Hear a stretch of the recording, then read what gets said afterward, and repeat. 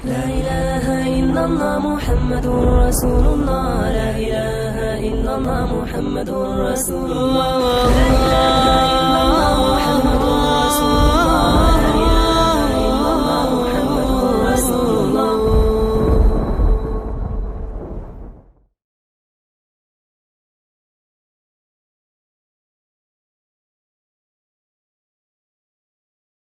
السلام علیکم ورحمۃ اللہ وبرکاتہ۔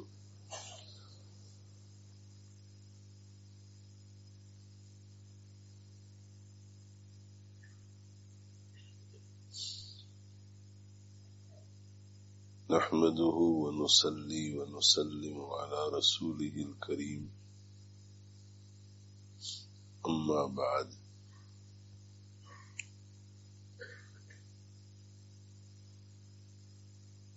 اللہ تعالی شانہ کا ہم شکر ادا کرتے ہیں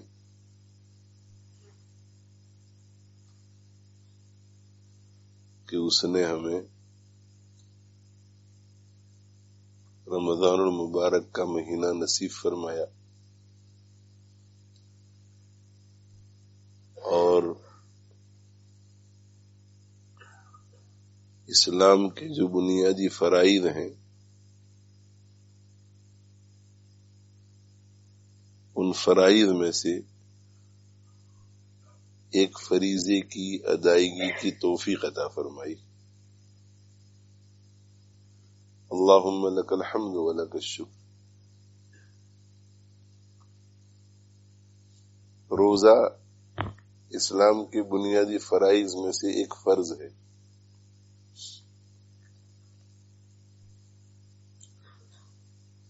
آپ صلی اللہ علیہ وآلہ وسلم کا ارشاد ہے، بنی الاسلام علی خمس،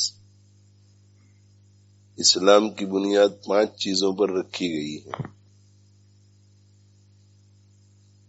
سب سے پہلی چیز شہادت ان لا الہ الا اللہ وان محمد رسول اللہ،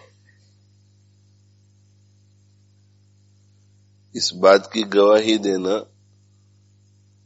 کہ اللہ کے سوا کوئی معبود نہیں،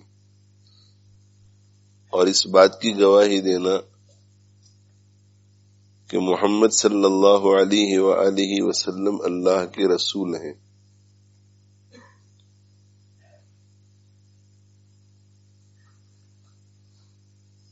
یہ پہلی بنیادی چیز ہے۔ دوسری بنیادی چیز وہ اقام الصلاۃ، نماز کو قائم کرنا۔ تیسری بنیادی چیز وہ ایتاء الزکاۃ، زکوٰۃ دینا۔ چوتھی بنیادی چیز وہ صوم رمضان، رمضان المبارک کے روزے۔ اور پانچویں اور آخری بنیادی چیز وہ حج البیت، بیت اللہ کا حج کرنا۔ یہ 5 بنیادی جو ارکان ہے اسلام کے، ان میں سے روزہ بھی بنیادی رکن ہے، اور اس کی اللہ تعالی شانہ نے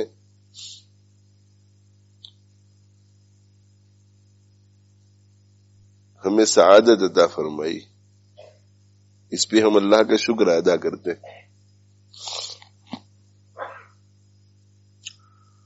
جس طرح رمضان المبارک کے روزوں کا ہم اہتمام کرتے ہیں، ایسے بھی بہت سارے اب تو ملتے ہیں جو رمضان المبارک کے روزے نہیں رکھتے۔ یہ بدقسمتی ہے کہ دنیاوی اعتبار سے ہم ہر لائن سے ترقی کے خواہش مند رہتے ہیں، اور دینی اعتبار سے ہم پستی کی طرف جا رہے ہیں۔ دین میں ترقی نہیں ہوتی، دنیا میں ہمیں ترقی کی چاہت رہتی ہے، دین کے معاملے میں بس جس وقت جتنا ہو سکا کر لیا، اور دین کے معاملے میں ہر شخص سہولت کی طرف جاتا ہے.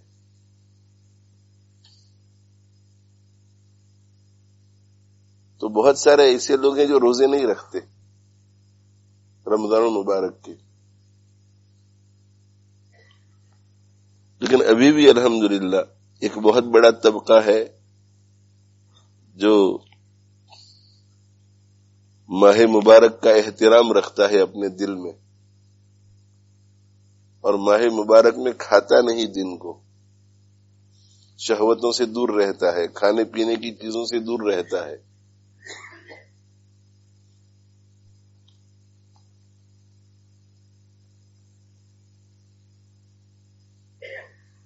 تو جو لوگ رمضان المبارک کا روزہ نہیں رکھتے انہیں بھی غور و فکر کرنا چاہیے کہ اللہ جل جلالہ وعم نوالہ نے ایک چیز جو فرض کی ہے اور جسے بنیادی فرائض میں شامل کیا ہے، اس میں کوتاہی آخرت میں کتنا بڑا وبال لے کر آئے گی. اور انہیں بھی اور جو روزہ رکھتے ہیں انہیں بھی اپنے ذہن میں یہ بات بٹھانے کی ضرورت ہے کہ بنیادی فرض صرف ایک نہیں ہے، بنیادی فرائض کل 5 ہیں. لا الہ الا اللہ محمد الرسول اللہ، نماز، زکوٰۃ، روزہ اور حج. اور پھر ان 5 پر ہی جا کر کے معاملہ ختم نہیں ہو جاتا، اس کے علاوہ اور بھی درجنوں چیزیں ہیں جو فرض ہیں، اور بھی درجنوں چیزیں ہیں جو حرام ہیں، ناجائز ہیں.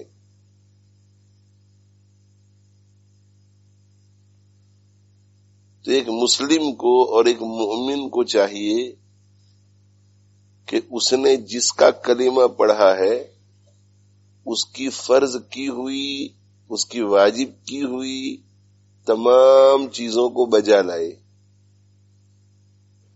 اور جس کا اس نے کلمہ پڑھا ہے اس کی حرام کی ہوئی تمام چیزوں سے وہ اپنی زندگی کو پاک کر لے.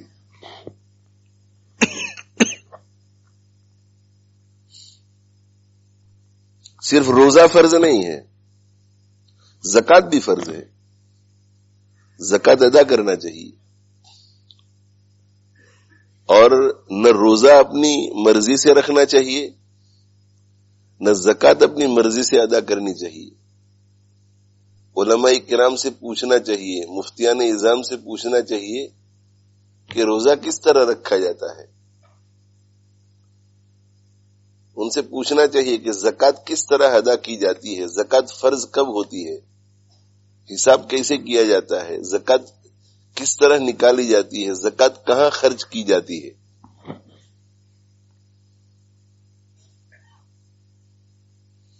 جن لوگوں پر حج فرض ہو جاتا ہے انہیں حج کرنا چاہیے، اور پہلی فرصت میں کرنا چاہیے.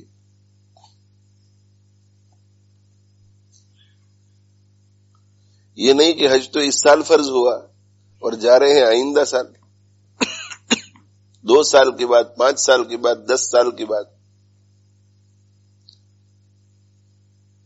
موت حیات کا تو کوئی بھروسہ نہیں ہے. اگر کسی پر حج اس سال فرض ہوا ہے، اس سال وہ جا سکتا ہے، کوئی شرعی رکاوٹ نہیں ہے، پھر بھی وہ نہیں گیا اور اس کا انتقال ہو گیا، تو اللہ جل جلالہ وعم نوالہ کے یہاں بڑی پکڑ ہوگی.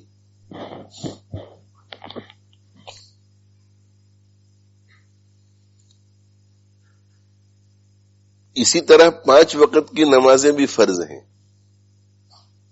فجر بھی فرض ہے، ظہر بھی فرض ہے، عصر بھی فرض ہے، مغرب بھی فرض ہیں، عشاء بھی فرض ہیں. یہ جو عید کی نماز ہے جس کو پڑھنے کے لیے سب ماشاءاللہ آ جاتے ہیں، یہ بھی پڑھنی ضروری ہے. عید کی نماز بھی اگر کوئی چھوڑتا ہے تو گنہگار ہوتا ہے، لیکن یہ نماز اتنی ضروری نہیں ہے جتنی روزانہ کی 5 وقت کی نمازیں. ہمارے اور آپ کے دلوں میں عید کی نماز کی اہمیت اس لیے ہے کہ وہ سال میں صرف 2 مرتبہ آتی ہے، تو ہمیں ایسا لگتا ہے کہ یہ کوئی خاص نماز ہے۔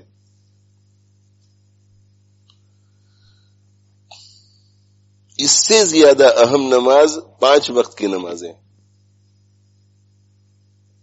میں یہ نہیں کہہ رہا ہوں کہ جو لوگ 5 وقت کی نمازیں نہیں پڑھ رہے ہیں وہ آئندہ سال سے عید کی نماز بھی چھوڑ دیں۔ میں یہ کہہ رہا ہوں کہ عید کی نماز جو کہ واجب ہے اس کا آپ اہتمام کرتے ہیں، صبح جلدی اٹھ کے آ جاتے ہیں، تو جو 5 وقت کی روزانہ کی نمازیں ہیں وہ اس سے بھی زیادہ اہم ہیں، اس کے لیے اس سے بھی زیادہ کوشش کرنی چاہیے۔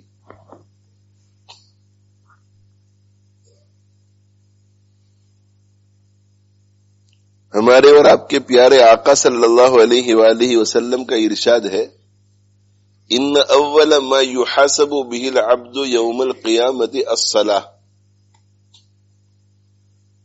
بے شک سب سے پہلی چیز جس کا قیامت کے دن حساب لیا جائے گا وہ نماز ہے۔ یعنی مجھے اور آپ کو اللہ تعالی شانہ حساب کے لیے جب اپنے سامنے کھڑا کریں گے تو سب سے پہلا عمل جس کے بارے میں سوال پوچھیں گے وہ نماز ہے۔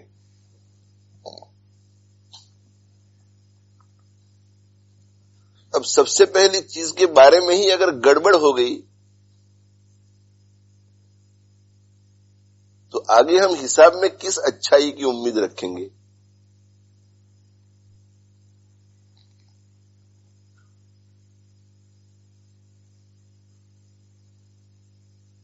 ایک دن مرنا ہے، اس پر تو ہم سب کا یقین ہے، اور مرنے کے بعد قبر میں جانا ہے، پھر ہمارا حشر ہوگا، ہمیں قیامت کے دن اٹھایا جائے گا، اس پر بھی ہم سب کا یقین ہے۔ اور اس پر بھی یقین ہے کہ اللہ جل جلالہ وعم نوالہ ہم سب سے حساب لے گا ہمارے اعمال کا۔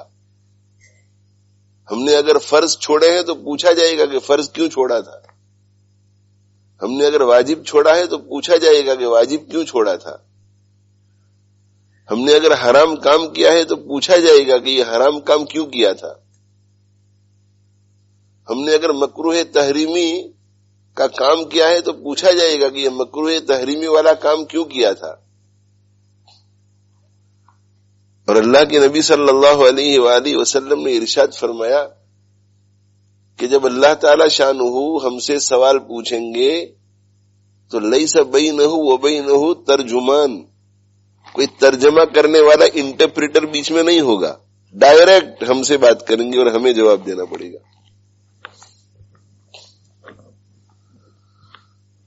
اگر کسی مجرم کو پولیس تھانے میں لے جایا جائے اور پولیس انسپکٹر کے سامنے کھڑا کر دیا جائے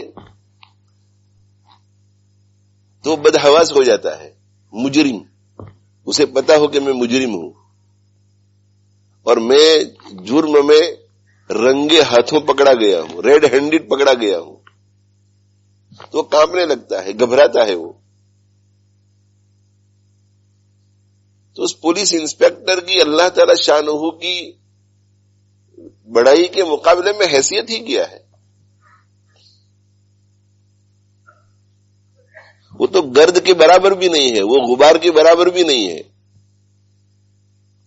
اس سے اگر ہمیں اتنا ڈر لگتا ہے تو اللہ جل جلالہ وعم نوالہ ہم میں سے ہر ایک کو اپنے سامنے کھڑا کر کے جب ہم سے سوال پوچھیں گے ہمارے اعمال کے بارے میں، اس وقت ہمارا کیا حال ہوگا؟ اور سب سے پہلے شروع ہی ہوگا نماز سے۔ ایک تو یہ ہے نا کہ میں اور آپ نماز نہیں پڑھتے، نماز کا اہتمام نہیں کرتے، لیکن روزانہ 100 مرتبہ کلمہ طیبہ پڑھتے ہیں، اور سوال شروع ہونے والا ہے 100 مرتبہ کلمہ طیبہ کے بارے میں، تو ہمیں اطمینان ہوتا ہے کہ میں پہلے سوال میں تو ہم کم سے کم جواب دے سکیں گے کہ جی ہاں میں 100 مرتبہ کلمہ طیبہ پڑھتا تھا۔ سوال شروع ہونے والا ہے قرآن کی تلاوت سے، اور میں روزانہ قرآن کی تلاوت کرتا ہوں، تو الحمدللہ۔ وہ نماز کا سوال تو بہت بعد میں آنے والا ہے، چلو اس وقت دیکھا جائے گا، اس سے پہلے بہت سارے سوالات ایسے ہیں کہ میں کہوں گا کہ جی ہاں میں نے یہ کام بھی کیا تھا، جی ہاں میں نے یہ کام بھی کیا تھا، جی ہاں میں نے یہ کام بھی کیا تھا، اللہ خوش ہو جائیں گے اور وہ نماز کی کوتاہی کو نظر انداز کریں گے۔ یہاں تو حساب ہی نماز سے شروع ہوگا۔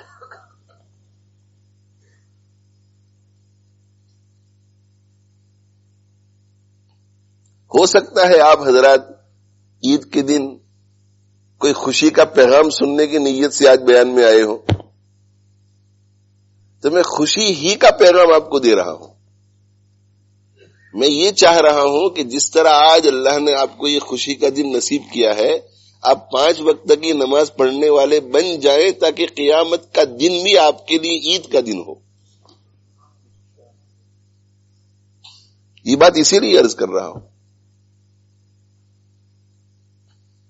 اس لیے کہ نماز کے بارے میں قرآن کا اعلان ہے، ان الصلاۃ تنہی عن الفحشاء والمنکر. نماز بے حیائی اور بری باتوں سے روکتی ہے. جو نماز کی محنت کرے گا، جو اپنی زندگی میں نمازوں کو لائے گا، تو نمازوں کی برکت سے غیبت بھی نکل جائے گی، نمازوں کی برکت سے شراب بھی نکل جائے گی، نمازوں کی برکت سے جھوٹ بھی نکل جائے گا، نمازوں کی برکت سے دھوکہ بھی نکل جائے گا. اگر کوئی روزہ نہیں رکھتا تو نمازوں کی برکت سے روزہ بھی آ جائے گا. اگر کوئی زکوٰۃ نہیں دیتا، نمازوں کی برکت سے زکوٰۃ بھی آ جائے گی. حضرت عمر فاروق رضی اللہ تعالیٰ عنہ نے اپنے زمانے میں گورنروں پر ایک خط لکھا. اس خط میں یہ لکھا کہ ان اہم امورکم عندی الصلاۃ. سب گورنروں کو یہ حکم کیا، ان اہم امورکم عندی الصلاۃ، تمہارے جتنے بھی کام کاج ہیں ان میں سے میری نظر میں سب سے زیادہ اہم نماز ہے. کیوں؟ اس لیے کہ آگے فرمایا کہ اگر نماز درست ہو گئی تو تمہارے سارے امور درست ہو جائیں گے. نماز ٹھیک ہو گئی تو سب چیزیں ٹھیک ہو جائے گی خود بخود.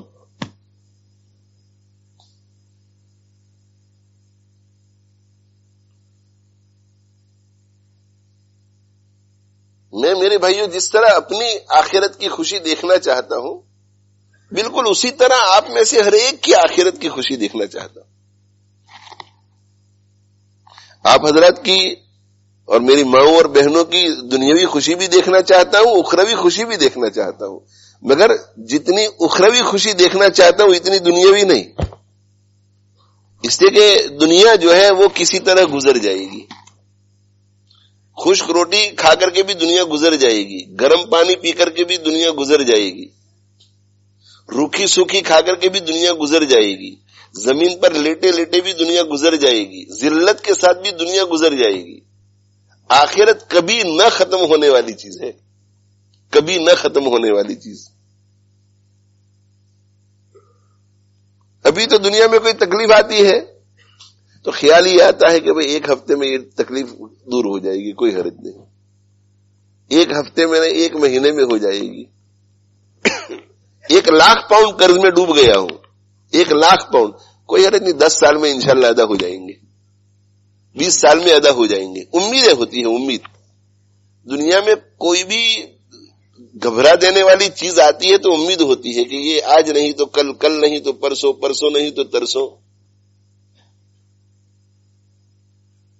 دنیا امید پر چلتی ہے، آخرت امید پر نہیں چلتی، آخرت عمل کی بنیاد پہ چلتی ہے. اور دنیا میں اگر امید بالکل نظر نہ آئے تو یہ خیال آتا ہے کہ بھئی آج نہیں کل، کل نہیں پرسوں، دنیا تو ختم ہو جانے والی ہے. جب مر جائیں گے تو اس مصیبت سے نجات مل جائے گی. اگر کوئی امید کی کرن نظر نہ آئے، نہ رے آف ہوپ نظر نہ آئے، پھر بھی انسان تسلی دیتا ہے کہ یہ تکلیف موت تک ہے، جب مر جاؤں گا تو قصہ ختم.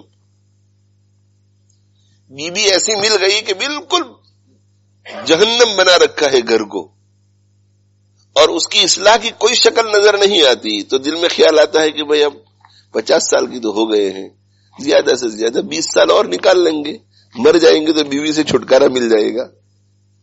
برا پڑوسی ہے، غریب آدمی ہے، دوسرا گھر خریدنے کی اس میں طاقت نہیں ہے، تو کہتے کہ بس اب پریشان کرتا رہے گا، یہ موت آ جائے گی تو قصہ ختم. مرنے کے بعد کی زندگی میں آپ اپنے آپ کو کیا تسلی دیں گے؟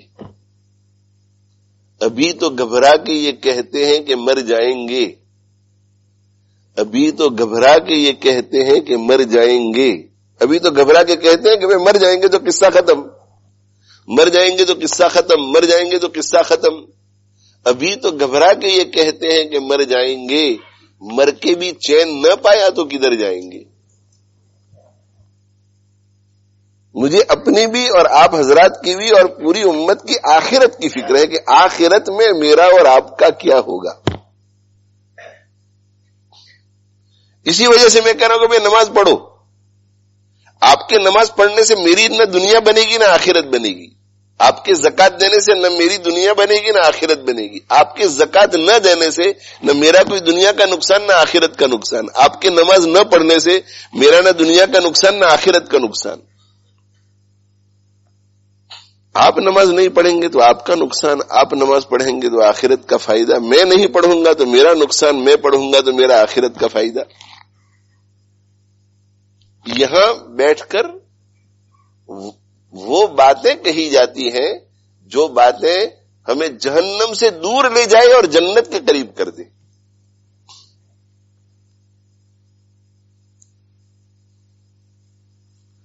اللہ کے نبی صلی اللہ علیہ وآلہ وسلم نے ہمیں سمجھانے کے لیے کہ ایک نماز چھوڑنے سے کتنا بڑا نقصان ہوتا ہے, کتنا بڑا نقصان ہوتا ہے ایک نماز چھوڑنے سے. ہم لوگ پڑھنے پڑھانے والے لوگ ہیں, مدرسے میں پڑھتے ہیں پڑھاتے ہیں, اور مدرسے میں تفسیر بھی پڑھائی جاتی ہے, حدیث بھی پڑھائی جاتی ہے. آپ میں سے اکثر لوگ یہ پڑھانے والے لوگ نہیں ہیں, لہذا آپ کو حدیث کی اور تفسیر کی قدر و قیمت معلوم نہیں جتنی پڑھانے والوں کو ہوتی ہے. یہ میں ایک مثال سے آپ کو ایک بات سمجھانا چاہ رہا ہوں. اب کسی عالم سے بات کریں تو اس کو صرف اتنا کہنا کافی ہے کہ اس ہفتے میں بیمار ہو گیا تو میرا حدیث کا ایک سبق چھوٹ گیا. بس وہ عالم سمجھ جائے گا کہ کتنا بڑا نقصان ہوا ہے. لیکن ایک عام آدمی سے ہم کہیں کہ بھئی میں اس ہفتے بیمار تھا تو میرا حدیث کا ایک سبق چھوٹ گیا, تو وہ کہے گا کہ چھوٹ گیا ایک سبق حدیث کا, اس میں کیا ہو گیا, دنیا میں بہت ساری چیزیں چھوٹ جاتی ہیں. تو عام آدمی کو سمجھانے کے لیے وہ جیسی زندگی گزارتا ہے اور اس کی زندگی میں جن چیزوں کا ویلیو ہے اس کو سامنے رکھ کر کے بات کہی جاتی ہے. تو ایک عام آدمی اگر روزانہ 1000 پاؤنڈ کماتا ہے, 1000 پاؤنڈ, تو اس کو اس طرح سمجھایا جائے گا کہ آج میرا حدیث کا سبق چھوٹ گیا, اور پتہ ہے آپ کو کتنا نقصان ہوا, ایک دن میں تم جتنا کما لیتے ہو نا اس سے بھی بڑا میرا نقصان ہوا. تو سمجھ میں آئے گا کہ او ہو ایک دن حدیث نہیں پڑھایا تو اتنا بڑا نقصان.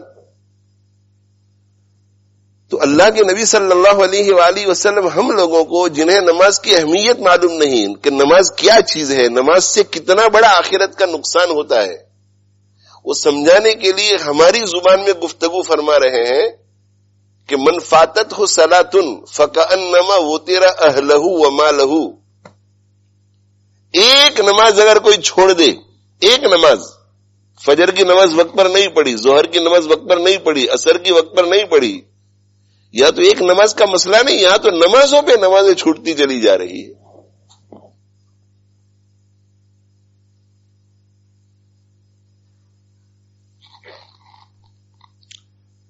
بعض ہم میں سے وہ ہے جو کھاٹ والی نماز پڑھتے ہیں.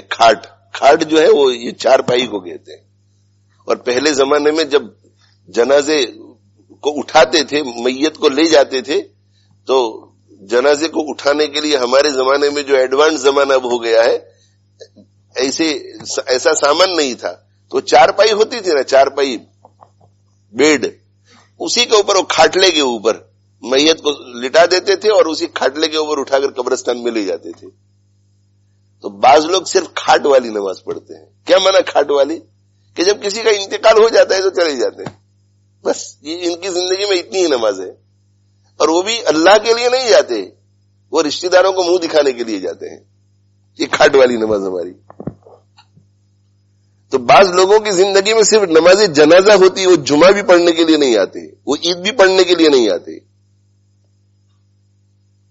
اور بعض لوگ وہ ہیں جن کی زندگیوں میں 360 والی نماز ہے, کھاٹ کے بعد 360, وہ 360 ڈیز کے بعد آتے ہیں نماز پڑھنے کے لیے, عید کی نماز. اور بعض وہ ہیں جن کی 7 والی نماز ہے, ہر 7ویں دن آتے ہیں, 7ویں دن. یہ کھاٹ والے بھی خطرے میں, 360 والے بھی خطرے میں, اور 7 والے بھی خطرے میں. نجات پانے والے لوگ کون ہیں؟ جو ٹھاٹھ کی نماز پڑھتے ہیں. ٹھاٹھ شان کو کہتے ہیں. ٹھاٹھ والی نماز پڑھتے ہیں. اور ٹھاٹھ والی نماز کا کیا معنی؟ 5 وقت کی نمازیں مسجد میں آ کر پڑھتے ہیں. یہ ٹھاٹھ والی نماز ہے. عورتوں کے لیے گھروں میں نمازیں پڑھنا افضل ہے، مردوں کے لیے مسجد میں آ کر نماز پڑھنا سنت مؤکدہ ہے. اگر کوئی بغیر عذر کے مسجد میں آ کر کے نماز نہیں پڑھے گا، گھر میں پڑھ لے گا تو گنہگار ہوگا. پھر ٹھاٹھ کی نماز جو ہے وہ ادنا بھی ہوتی ہے، اعلیٰ بھی ہوتی ہے. اعلیٰ درجے کی ٹھاٹھ کی نماز کون سی ہے بھائی؟ کہ 5 وقت کی نمازیں مسجد میں آ کر پڑھیں، صف اول میں پڑھیں، تکبیر اولیٰ کے ساتھ پڑھیں، خشوع خضوع کے ساتھ پڑھیں، اور سنت طریقے کے مطابق اطمینان سے پڑھیں. بعض 5 وقتہ نمازی بھی ایسے ہوتے ہیں کہ آتے ہیں اور بس ان کے ذہن میں ایک ہی بات ہوتی ہے کہ کب نماز سے فارغ ہو جائے کہ ہم مسجد سے باہر. ایسے لوگوں کو سوچنا چاہیے کہ اتنے سال سے ہم نماز پڑھ رہے ہیں اور ہم 2 منٹ ٹک نہیں سکتے مسجد میں. 2 منٹ ٹک نہیں سکتے. ایسا کہ ان کی ایسا زندگی میں نظر آئے کہ بڑی اطمینان سے نماز پڑھ رہے ہیں ماشاءاللہ، اور نماز پڑھنے کے بعد بھی کوئی کام نہیں تھا گھر پر تو بیٹھے ہوئے ہیں آرام سے. کہ 5-7 منٹ 10 منٹ اگر بیٹھ جائے تو حرج کیا ہے؟ کسی اور جگہ تو نہیں نا، اللہ کے گھر میں بیٹھے ہوئے. اور اللہ کے نبی صلی اللہ علیہ وسلم کا یہ ارشاد ذہن میں رکھیے کہ جو شخص ایک نماز چھوڑ دیتا ہے، ایک نماز، تو اس کا نقصان کتنا ہے. نقصان سمجھانے کے لیے ہمیں کہا کہ تم میں سے ایک کی شادی ہو جائے تو گھر میں بیوی آ جائے، گھر میں شوہر آ جائے، پھر بچے ہوں.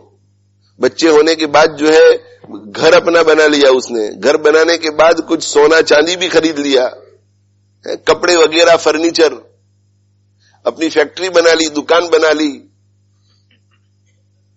ایک ہی سیکنڈ میں، ایک ہی وقت میں یہ ساری چیزیں اگر لٹ جاوے،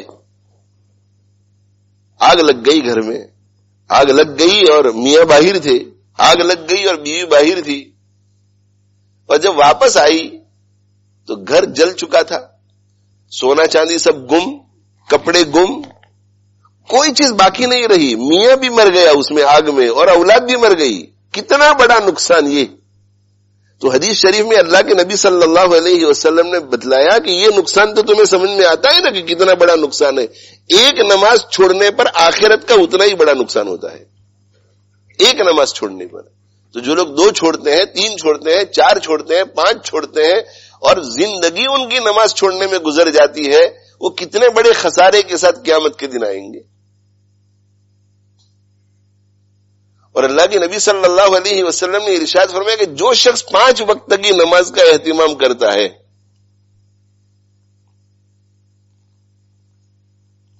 اس کے لیے یہ نمازوں کا پڑھنا قیامت کے دن نور اور روشنی بن کر آئے گا.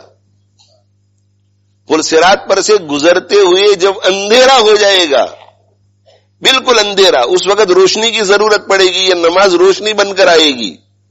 روشنی. تو 5 وقت کی نمازوں کا پڑھنا قیامت کے دن روشنی بن کر آئے گا، نمبر 1. نمبر 2، نجات کا سامان بن کر آئے گا، جہنم سے نجات پائے گا. اور نمبر 3، یہ دلیل بن کر آئے گا. 5 وقت کی نماز پڑھنا اللہ کے کورٹ میں ایویڈنس بن کر آئے گا کہ یہ سچا پکا مسلمان ہے. اور اگر کوئی شخص 5 وقت کی نمازوں کا اہتمام نہیں کرتا تو ہمارے اور آپ کے پیارے آقا صلی اللہ علیہ وسلم فرماتے ہیں کہ ایسے شخص کے لیے قیامت کے دن کوئی روشنی نہیں ہوگی، اندھیرے میں بھٹکے گا وہ. اور ایسے شخص کو اللہ کی پکڑ سے نجات نہیں ملے گی، اور ایسے شخص کے لیے اللہ کے کورٹ میں کوئی ایویڈنس نہیں ہوگا. اور آگے اللہ کے نبی صلی اللہ علیہ وسلم نے ارشاد فرمایا کہ ایسے شخص کا جو 5 وقت کی نمازوں کا اہتمام نہیں کرتا، قیامت کے دن فرعون کے ساتھ حشر ہوگا، حامان کے ساتھ حشر ہوگا، اور ابی بن خلف کے ساتھ حشر ہوگا. یہ بدترین قسم کے کافر، ان کے ساتھ حشر ہوگا.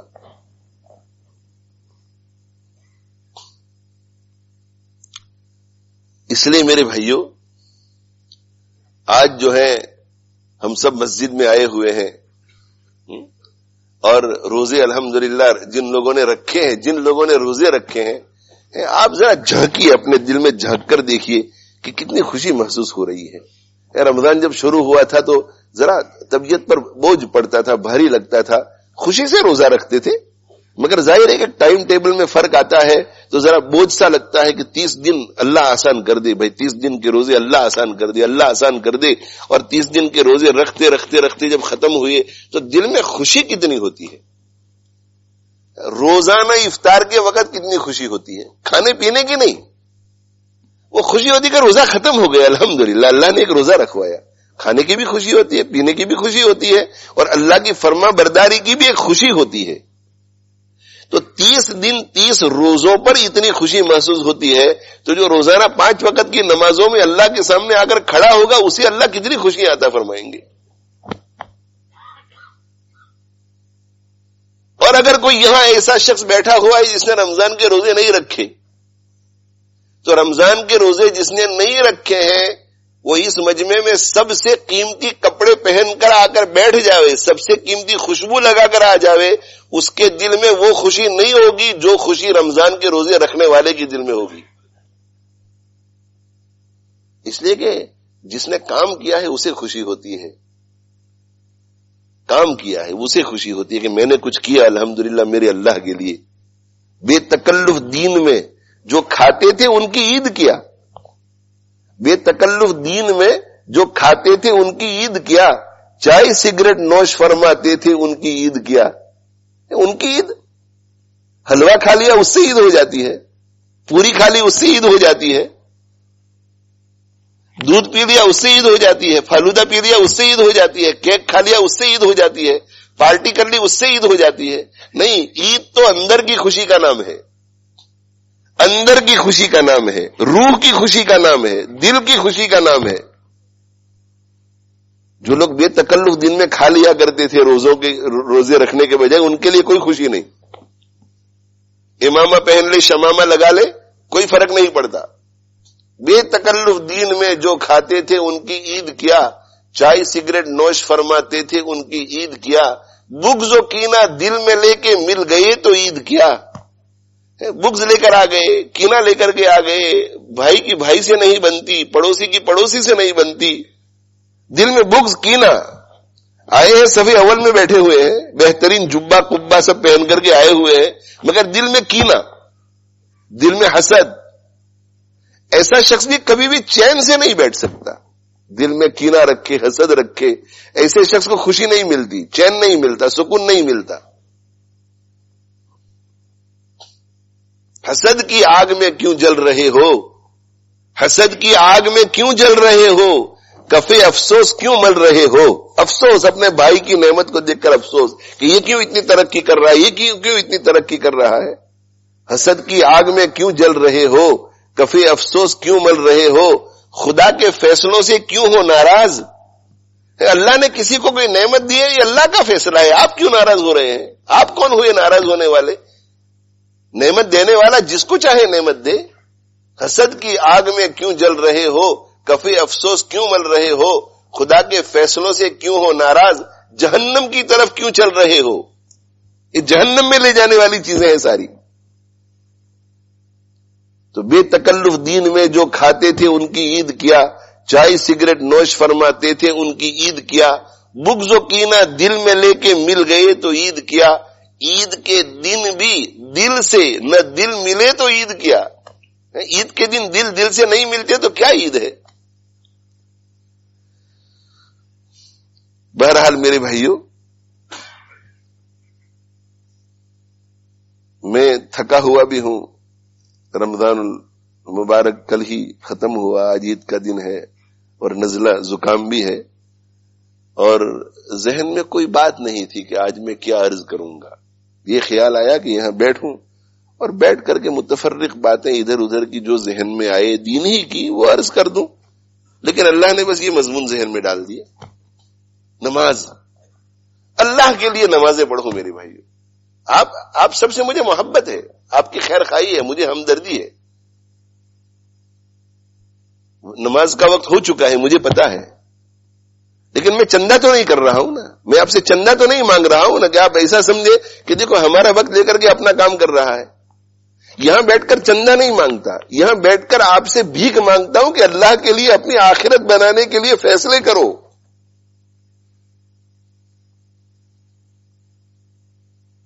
آج یہ عید کے دن جو خوشی کا دن ہے، یہ فیصلہ کرو کہ انشاءاللہ آج سے ہم 5 وقت کی نمازیں پڑھیں گے. زور سے ارادہ کرو میرے بھائی، 5 وقت کی نمازیں پڑھو. ایک آخری بات کہہ کر کے ختم کرتا ہوں، 5 منٹ آپ کی مزید چاہیے. خلیفہ عبد الملک ابن مروان ایک بہت بڑا خلیفہ گزرا ہے بنو امیہ میں. خلیفہ عبد الملک ابن مروان اپنے دربار میں بیٹھا ہوا تھا کہ ایک نوجوان شخص آیا اور روتا دھوتا کہا کہ بھئی خلیفہ کے پاس مجھے لے چلو، خلیفہ کے پاس لے چلو. خلیفہ باپ کی جگہ پر ہوتا ہے پوری مملکت میں. اسے پہنچا دیا گیا. خلیفہ عبد الملک ابن مروان کے دربار میں بہت رویا دھویا، گھبرایا ہوا، سہما ہوا تھا. کہا کہ بھئی کیا بات ہے؟ تو کہا کہ بس بہت بڑا گناہ ہو گیا ہے، بہت بڑا گناہ ہو گیا ہے، مجھے سمجھ میں نہیں آتا کہ کیا کروں. تو خلیفہ نے کہا کہ بھئی بتاؤ تو صحیح کہ کیا گناہ ہوا ہے، بتاؤ تو صحیح، جب تک بتاؤ گے نہیں حل نہیں نکلے گا. اس نے کہا کہ میں کفن چور ہوں. کفن چور. بعض علاقے ایسے ہوتے ہیں جہاں قبر کھودنا بہت آسان ہوتا ہے. ریت ہوتی ہے، آپ نے قبر کھود لی، 5-10 منٹ کا کام ہوتا ہے، اور وہ مردہ جو اندر پڑا ہوا ہے تو اس کا کفن چوری کر لیا آپ نے اور چوری کر کے بیچ دیا. تو غریب فقیر آدمی کے لیے بھی بہت بڑا انکم ہو جاتا ہے. تو دن کو دیکھتے رہتے کہ بھئی کسی کا انتقال ہوا ہے. جنازے میں بھی وہ شریک ہو جاتے ہیں دیکھنے کے لیے کہ کہاں دفن ہوا ہے، اور پھر کھود کر کے رات کے اندھیرے میں وہ کفن چوری کر کے وہ میت کو ایسے ہی برہنہ چھوڑ کے قبر بند کر کے بھاگ جاتے ہیں. پتہ ہی نہیں چلتا کسی کو. کپڑے کو دھو لیتے ہیں اور دھو کر کے بیچ دیتے ہیں. کفن چور ایک زمانے میں ایسا ہوا کرتا تھا. اور انسان جب گرتا ہے نا تو اسے احساس نہیں ہوتا کہ میں کیا کر رہا ہوں. ابھی پچھلے دنوں ایک اسلامی ملک میں ایک شخص کو گرفتار کیا گیا. یہ میں 1 سال کی تقریباً بات کر رہا ہوں. ایک اسلامی ملک میں، مسلمانوں کے ملک میں گرفتار کیا گیا. اور اس کا جرم کیا تھا آپ جانتے ہو؟ اس کا جرم یہ تھا کہ وہ دیکھتا رہتا تھا کہ کسی کے گھر میں کسی نوجوان لڑکی کا انتقال ہوتا ہے یا نہیں. پھر وہ نماز جنازہ میں شریک ہوتا تھا، قبرستان میں دیکھ لیتا تھا کہ قبر کہاں ہے، اور پھر رات کو قبر کو کھود کر اس میت سے زنا کرتا تھا. اور پکڑا گیا، اس نے جرم کا اعتراف کیا، پورے میڈیا کے سامنے پولیس نے اس سے اعتراف کروایا. تو انسان جب گرتا ہے تو گرتے گرتے گرتے گرتے کہاں چلا جاتا ہے اس کی کوئی حد نہیں ہوتی. یہ کفن چوری کیا کرتا تھا. تو اس نے کہا کہ میں کفن چور ہوں، مجرم ہوں. لیکن رات کو عجیب واقعہ پیش آیا. کہا کیا واقعہ پیش آیا؟ تو اس نے کہا کہ میں نے ایک قبر کھودی، کفن چوری کرنے کے لیے قبر کھودی. جب قبر کھودی تو میں نے دیکھا کہ بہت ہی خوفناک منظر ہے. کاش کہ میرے پاس زیادہ وقت ہوتا تو میں قبر کے بارے میں کچھ آپ حضرات کی خدمت میں عرض کرتا، اور اسی نیت سے عرض کرتا کہ کاش کہ میرے بھائی میری بہن کے دل میں قبر کا خوف پیدا ہو تاکہ وہ گناہوں سے توبہ کر لے، تاکہ وہ نماز پڑھنے والے بن جائے. اس مرحلے سے ہر ایک کو گزرنا ہے، اور سب مجھے اور آپ کو چھوڑ کے آ جائیں گے. جیسے ہی امام صاحب برحمتی کے یا ارحم الراحمین کہتے ہیں بہت بہت تو 5 منٹ، بہت بہت تو 5 منٹ. دوسروں کو تو چھوڑ دیجیے آپ، جو میت کے گھر والے ہوتے ہیں نا وہ بھی اس لالچ میں رہتے ہیں. ہمارے انگلینڈ میں اب یہ ماحول ہو گیا ہے کہ جیسے ہی دفن کر دے تو تعزیت والوں کی طرف متوجہ ہو جاتے ہیں کہ لوگ بس مجھے میری تعزیت کریں، تعزیت کریں. اور آنے والے لوگ بھی تعزیت میں لگ جاتے ہیں کہ اللہ آپ کو صبر دے، اللہ اس کی فکر کرے جو قبر میں بیٹھا ہوا ہے، سویا ہوا ہے، اور فرشتے آ کر اس سے ابھی سوال کرنے والے ہیں. تھوڑی دیر کے لیے تو قبر کے ارد گرد کھڑے رہو، کچھ سورہ فاتحہ پڑھو، درود شریف پڑھو، یاسین شریف پڑھو، اور اس کے لیے آسانی کی دعا کرو. یہ جو بوجھ ہم سمجھتے ہیں کہ کب نماز جنازہ ختم ہو جائے کہ بھاگ جائے، میری اور آپ کی لاش جب قبر میں جائے گی نا تو لوگ اسی طرح ہمیں بوجھ سمجھیں گے کہ کب اس کی نماز جنازہ سے فراغت ہو جائے. آپ سے میں پوچھتا ہوں، جب آپ جنازے کے لیے جاتے ہیں آپ کو میت کی کتنی فکر ہوتی ہے؟ اور جب آپ جنازے سے تدفین کے بعد فارغ ہو کر لوٹ رہے ہوتے ہیں اس وقت وہاں سے لے کر گھر تک میں کتنی مرتبہ میت کو یاد کر کے اس کے لیے کچھ ثواب پہنچاتے ہیں؟ بتاؤ مجھے آپ. ہے یہاں ایک آدمی جو جرأت کر کے کہہ سکے کہ میرا یہ معمول ہے کہ تجہیز و تکفین اور تدفین سے فارغ ہونے کے بعد واپس آتے ہوئے میں میت کے لیے کچھ نہ کچھ پردہ رہتا ہوں تاکہ اس کے لیے سہولت پیدا ہوئی؟ ہے ایک آدمی جو جرأت کر کے کہہ سکے کہ میرا یہ معمول ہے؟ تو ہمیں چھوڑ کے بھی دنیا کی داستانیں سناتے سناتے لوگ یہاں آ جائیں گے. کہا کہ خوفناک منظر تھا. خوفناک منظر تھی تو ایک چھوٹی سی بات، وہ یہ تھا کہ میں نے دیکھا کہ میت کو جو کروٹ دے کر قبلے کی طرف لٹایا گیا تھا، میں نے دیکھا کہ میت کو قبلے سے اس کے چہرے کو پھیر دیا گیا تھا. چہرہ دوسری طرف تھا، چہرہ اس کا دوسری طرف تھا، قبلے کی طرف نہیں تھا. بس اتنا تھا، کوئی آگ سانپ بچھو کچھ نہیں، مگر خوفناک تھا، گھبرا دینے والا ماحول تھا. تو میں نے جلدی جلدی قبر کو بند کرنا شروع کیا بھاگنے کے لیے. تو آواز آئی غیب سے. اللہ تعالی شانہ ایسے مناظر مجھے اور آپ کو دکھاتے ہیں تاکہ ہم توبہ کریں، اپنی آخرت بنائیں. کہا کہ ایک آواز آئی کہ پوچھتے نہیں کہ اس کا حال یہ کیوں ہے، پوچھتے نہیں. تو میں نے گھبرا کر کے کہا کہ جی ہاں بتاؤ کہ اس کا حال یہ کیوں ہے. کہا کہ یہ نماز کو معمولی سمجھا کرتا تھا، نماز کو معمولی سمجھا کرتا تھا کہ پڑھی نہیں پڑھی کوئی حرج نہیں، نماز پڑھ لی نہیں پڑھ لی کوئی حرج نہیں.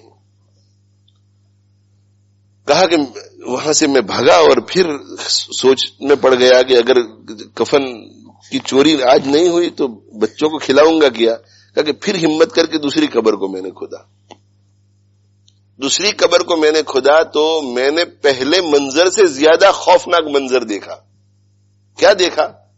کہا کہ میت جو ہے، میت وہ زنجیروں میں جکڑا ہوا ہے، چین سے باندھا گیا ہے، اس کے ہاتھ باندھے گئے ہیں، اس کے پیر باندھے گئے ہیں، اور گلے میں اسے توق پہنایا گیا ہے. اور میں نے اس کے چہرے کو دیکھا تو چہرہ خنزیروں جیسا ہو گیا ہے، خنزیر کا چہرہ. میں جلدی جلدی قبر بند کر کے بھاگنے لگا تو کہا پوچھو کہ اس کے ساتھ ایسا حشر کیوں ہوا. کہا میں نے پوچھا کہ بھئی بتلا دو. تو یہ بتلایا گیا کہ یہ شراب کا عادی تھا، یہ شراب پیے نشہ کرتا تھا، یہ نشہ کرتا تھا، بغیر توبہ کے آیا ہے، اس لیے اس کی یہ سزا ہو رہی. پھر اسی خیال نے ستایا کہ بھئی کچھ تو روزی کمانی چاہیے چوری کر کے، کفن چوری. پھر میں نے تیسری قبر کھودی. تیسری خبر کھودی تو پھر بھیانک منظر میں نے دیکھا. کیا دیکھا میں نے یہ دیکھا کہ جو مردہ ہے، مردہ اس کو آگ کی میخوں سے، بڑی بڑی نیلز آگ کی کیلوں سے اسے زمین میں گھڑ دیا گیا تھا. اس کے ہاتھ اور اس کے پیر کو میخوں سے گھڑ دیا گیا تھا، اور اس کی زبان جو ہے وہ گدی سے بالکل باہر نکل کر کے سینے کے اوپر لٹکی ہوئی تھی. بہت خوفناک منظر. میں نے جلدی جلدی پھر قبر بند کی اور بھاگنے لگا تو مجھ سے کہا گیا کہ پوچھو کہ اس کو یہ سزا کیوں مل رہی ہے. کہا کہ میں نے پوچھا کہ اس کو یہ سزا کیوں مل رہی ہے. تو کہا کہ یہ پیشاب میں احتیاط نہیں کرتا تھا.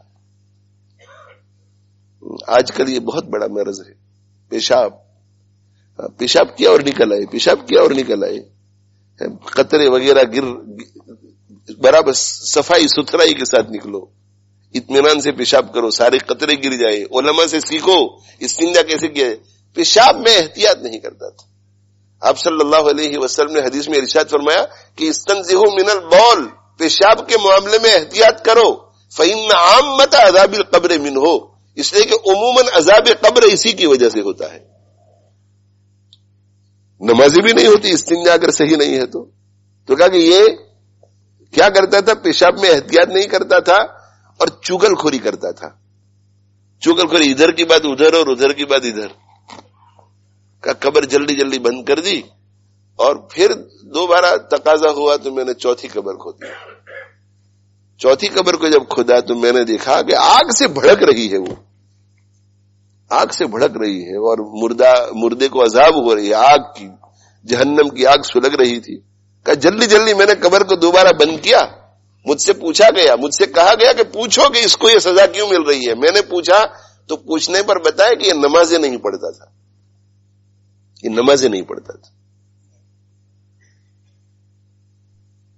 کہ پھر تقاضا ہوا کہ قبر تو کھودنی چاہیے، کل کھائیں گے کیا، تو پھر قبر کھودی۔ اس مرتبہ میں یہ دیکھ رہا ہوں کہ قبر کھودی تو قبر جو ہے پوری منور تھی، روشنی تھی، اس میں روشنی تھی، میت نظر نہیں آیا مگر روشنی تھی، اور ایسا لگ رہا تھا کہ قبر جیسے قبر کی حد ہوتی ہے، ادھر بھی قبر ہے، ادھر بھی کھلی جگہ ہے، ادھر بھی کھلی جگہ ہے، ادھر بھی کھلی جگہ ہے، اور خوف کا ماحول نہیں تھا۔ تو میں قبر میں اترا دیکھنے کے لیے۔ جب میں قبر میں اترا تو میں نے دیکھا کہ ادھر جہاں تک نظر جاتی ہے وہاں تک کھلی فضا ہے، ادھر جہاں تک نظر جاتی ہے کھلی فضا ہے، کھلی فضا، قبر نہیں ہے، کھلا میدان اور نور سے منور۔ اور میں نے دیکھا کہ ایک بہترین چارپائی رکھی گئی ہے، بہترین چارپائی، اس چارپائی کے اوپر وہ میت لیٹا ہوا ہے، بہت خوبصورت۔ میں نے قریب جا کر کے دیکھا تو اس کا چہرہ جو ہے وہ اتنا منور تھا کہ روشنی اس کے چہرے سے پھوٹ پھوٹ کر پھیل رہی تھی۔ کہ میرے دل میں خیال آیا کہ یہ تو اتنا نیک اور پرہیزگار شخص معلوم ہو رہا ہے، اس کا کفن میں کیسے چوری کروں؟ تو میں بہت ادب اور احترام کے ساتھ باہر نکلا اور قبر بند کرنے لگا۔ تو پھر آواز آئی کہ پوچھتے نہیں کہ اس کے ساتھ ایسا معاملہ کیوں کیا گیا ہے؟ تو کہا کہ بتلا دیجیے۔ تو کہا کہ یہ وہ شخص ہے جس نے جوانی ہی سے اللہ کی عبادت میں لگ کر اپنی زندگی گزاری ہے۔ کہا پھر میں نے توبہ کر لی کہ اب قبر نہیں کھودنی، قبر نہیں کھودنی۔ بس اسی پر میرے بھائیو آج کی اس تقریر کو ختم کرتا ہوں۔ آپ سب حضرات سے میری درخواست ہے کہ اپنے آپ کو اللہ سے جوڑو، اللہ سے وابستہ کرو۔ یہ جتنے بھی آپ کے انفرادی مسائل ہیں، جتنے بھی آپ کے اجتماعی مسائل ہیں، میرے آپ کے رزق کے مسائل، بیماریوں کے مسائل، پریشانی جتنی بھی ہیں، ان سب کا علاج اللہ سے تعلق ہے۔ اور اللہ سے تعلق قائم کرنے کے لیے سب سے پہلی چیز جو مجھے آپ کو کرنی پڑے گی وہ ہے 5 وقتہ نمازیں۔ تو 5 وقت کی نمازوں کا بھی ارادہ کر لو، اور 5 وقت کی نمازوں کے ساتھ بھائی ذرا نیت زوردار کرو۔ اتنی وعیدیں سننے کے بعد بھی اگر ہم انشاءاللہ نہ کہہ سکے تو پھر اللہ ہی ہمارا محافظ ہے بھائی، یہ بہت خطرناک بات ہے۔ اتنی سخت وعیدیں سننے کے بعد بھی اگر ہم زور سے ارادہ نہ کر سکیں اور انشاءاللہ نہ کہہ سکیں تو پھر ہم کیا امید رکھ سکتے ہیں، کیا امید رکھ سکتے ہیں؟ تو نیت کرو 5 وقت کی نمازوں کی۔ جو نمازیں پڑھ رہے ہیں وہ بھی نیت کرے کہ موت تک ہم اس سلسلے کو جاری رکھیں گے، اور جو نمازیں نہیں پڑھ رہے وہ توبہ کرے، اسی وقت گھر جانے کا انتظار نہ کرے، توبہ کرے کہ اللہ بہت بڑا جرم ہوا ہے، ہم آپ سے عہد کرتے ہیں کہ 5 وقت کی نمازیں ہم پڑھیں گے۔ اور جو پچھلی قضا ہے وہ بھی کرو علماء سے پوچھ کر، اور روزانہ ذکر کیا کرو۔ ذکر سے نماز کی طاقت پیدا ہوتی ہے، عمل کی طاقت پیدا ہوتی ہے۔ 100 مرتبہ تیسرا کلمہ روزانہ پڑھ لیا کرو، سبحان اللہ والحمدللہ ولا الہ الا اللہ واللہ اکبر، اور 100 مرتبہ استغفار پڑھ لیا کرو، استغفر اللہ استغفر اللہ استغفر اللہ، اور 300 مرتبہ درود شریف پڑھ لیا کرو، صلی اللہ علیہ وسلم صلی اللہ علیہ وسلم۔ یہ 5 تسبیح ہے، ایک تسبیح تیسرے کلمے کی وہ بھی آدھا، سبحان اللہ والحمدللہ ولا الہ الا اللہ واللہ اکبر، بس یہاں تک۔ ولا حول ولا قوت الا باللہ بھی اگر پڑھ لے تو آپ کی مرضی ہے، شارٹ بالکل لیسن۔ اور 100 مرتبہ استغفار، استغفر اللہ استغفر اللہ، 300 مرتبہ درود شریف صلی اللہ علیہ وسلم صلی اللہ علیہ وسلم۔ اور علماء کرام اور مشائخ بزرگوں کی مجلس میں بیٹھا کرو، ہفتے میں کم سے کم کسی اچھے عالم کی صحبت میں جا کر 15-20 منٹ 30 منٹ کے لیے بیٹھو۔ اگر پورا پروگرام نہیں سنا جاتا، پورا پروگرام 1 گھنٹے کا پروگرام نہیں سنا جاتا، ان کی مسجد میں جاؤ، نماز پڑھ لو، اور نماز کے بعد پیچھے بیٹھ جاؤ۔ 15 منٹ ہو گئی، آپ 15 منٹ ہی بیٹھنا چاہتے ہیں، 15 منٹ بیٹھ کے چلے جاؤ۔ اس صحبت سے بہت فائدہ ہوتا ہے، بیان سننے سے وہ فائدہ نہیں ہوتا جو بزرگوں کی، اللہ والوں کی، نیک لوگوں کی صحبت میں بیٹھنے سے ہمیں فائدہ ہوتا ہے۔ یہ میرے بھائیوں چند باتیں ہیں، اگر آپ حضرات نے ان باتوں پر عمل کیا تو 5 وقت کی نمازیں بھی زندگی میں آئیں گی، اور اس کے علاوہ باقی تمام حرام اور تمام مکروہات تحریمیہ سے بچنے کی توفیق نصیب ہوگی، اور فرائض اور واجبات بھی زندگی میں آئیں گے۔ محنت کرو، کوشش کرو، اللہ مدد کرے گا، اور پورے دین پورے دین کو اپنی زندگیوں میں لاؤ. تو مرنے سے پہلے ہی یہ زندگی، گھر جو ہے، گھر ہمارا گھر، یہ جنت کا نمونہ بن جائے گا. اللہ تعالی شانہ عید کو میرے لیے، آپ سب کے لیے، ہمارے سب متعلقین کے لیے، پوری امت کے لیے خوب مبارک کرے. اور اللہ تعالی شانہ ہماری زندگی کا ایک ایک لمحہ ہمارے لیے مبارک بنائے، اور ہماری زندگی کے لمحات میں سے سب سے زیادہ قیمتی لمحہ اللہ اس وقت تک وہ بنائے جس وقت ہماری روح نکل رہی ہو. اور اللہ تعالی شانہ مجھے آپ کو عید کی خوشیاں نصیب فرماوے. اللہ تعالیٰ اس دنیاوی زندگی کی خوشیاں نصیب فرماوے، اخروی زندگی کی خوشیاں نصیب فرماوے. اور جن لوگوں کے گھروں میں پریشانیاں ہیں، دکھ ہے، درد ہے، لڑائی جھگڑے ہیں، کوئی بیمار ہے، ہاسپٹل میں کوئی ہے، آخری وقت میں ہے، اللہ تعالی شانہ ان سب کے دکھ درد کو دور فرما کر آج کے دن انہیں بھی، آج کے دن ان کے لیے بھی خوشیوں کے فیصلے فرمائے. اور اللہ ہمیں دنیا اور آخرت کے شر سے بچائے، دنیا اور آخرت کی خیر نصیب فرماوے. وآخر دعوانا الحمدللہ رب العالمین، وصلی اللہ علی نبینا محمد وعلی آلہ واصحابہ اجمعین. سبحان اللہ والحمد للہ ولا الہ الا اللہ واللہ اکبر. سبحان اللہ والحمد للہ ولا الہ الا اللہ واللہ اکبر.